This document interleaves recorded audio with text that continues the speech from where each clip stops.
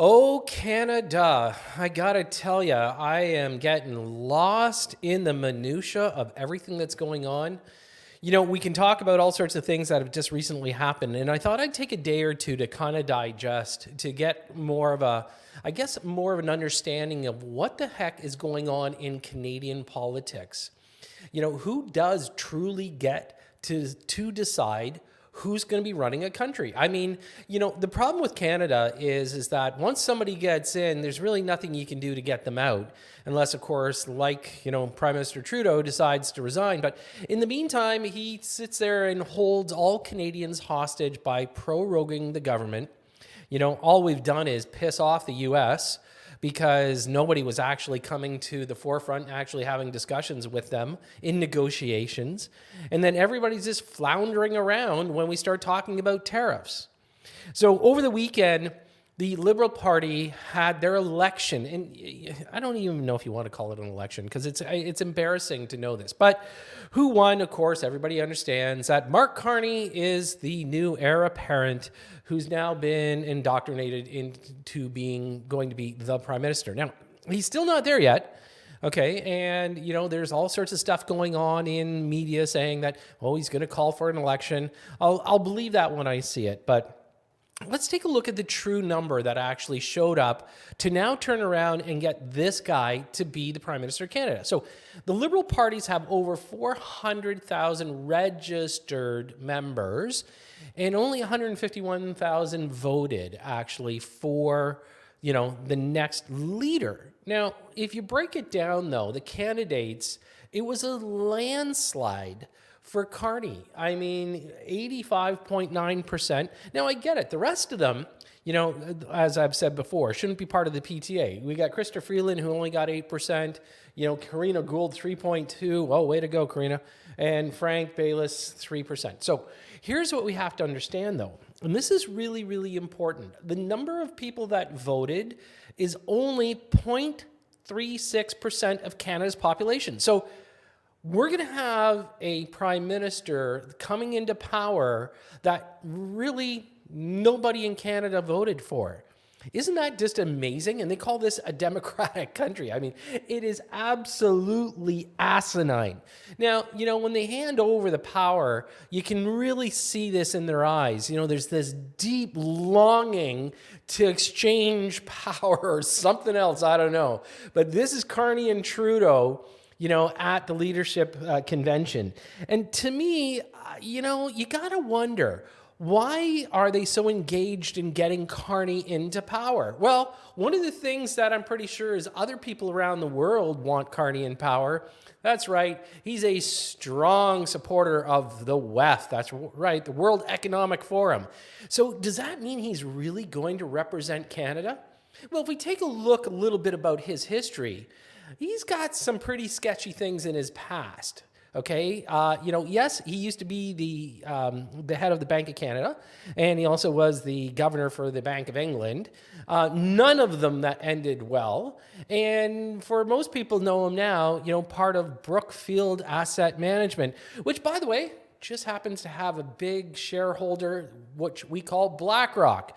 So where is this all going to take Canadians? Well, the problem is he going to work for Canada? Or is he going to work for the corporations that, by the way, will grease him and also move their headquarters from Canada down to the United States? That's right. Went to New York City with all sorts of excuses. But the truth is that what is this guy going to truly do for Canada other than probably wreck us? I definitely want to know your opinions on this guy, because I don't know how many people are actually sitting there saying, this is a good choice. It's not a good choice, okay? He is going to be devastating to Canada. Just how much time frame will he be allowed? And that's one of the big things. Is there going to be an election? Or is he going to turn around and hold off an election by some emergency order? Well, one of the guys that's actually starting to push the narrative of the emergency order, who's not making it any easier for Canada, is Premier Doug Ford.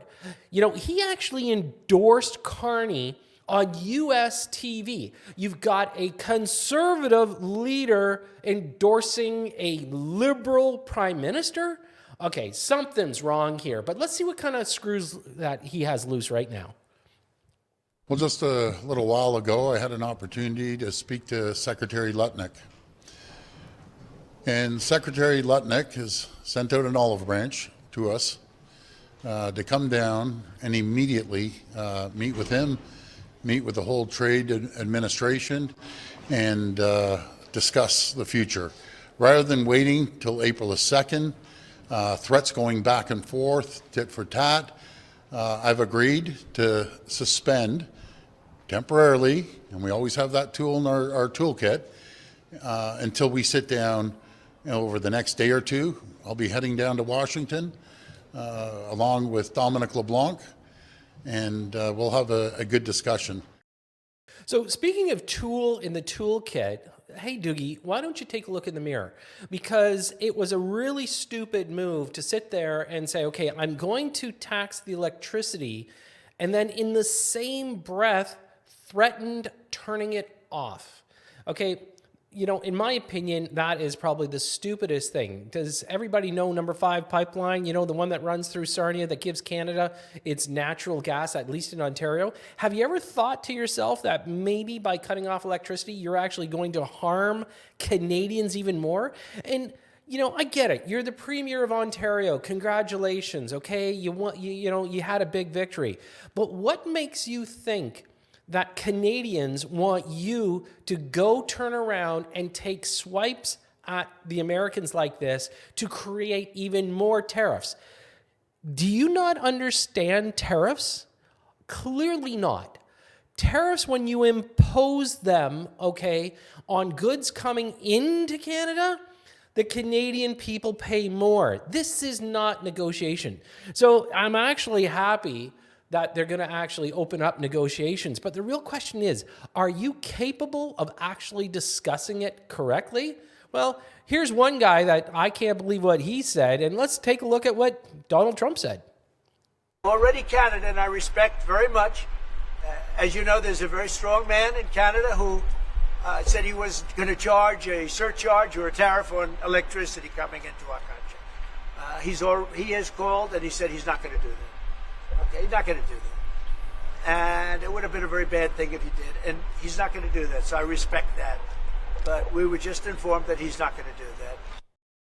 Okay, so you know what? I gotta give Trump some credit here because he's just playing these guys like chumps. And the truth is that if you actually read Trump's book, what he normally does is he will compliment the loser in a negotiation. So yeah, he's a very strong guy. Yeah, okay, I'm sure that President Trump really believes that of Ford. So, you know, in the end, here's the one thing that we have to be made aware of.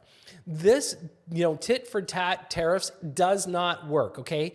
Canada doesn't have the economy to take on the US. So what we have to do is figure out negotiations, get it figured out.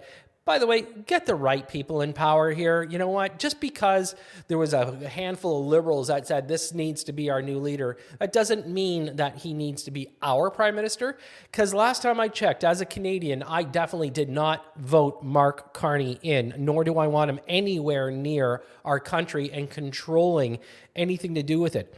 Making suggestions that we should bring in CMHC insured properties that get built and let the foreign investors come in. Mark, what exactly are we doing? More money laundering? Well, it's one of those things we're going to have to keep our eye on.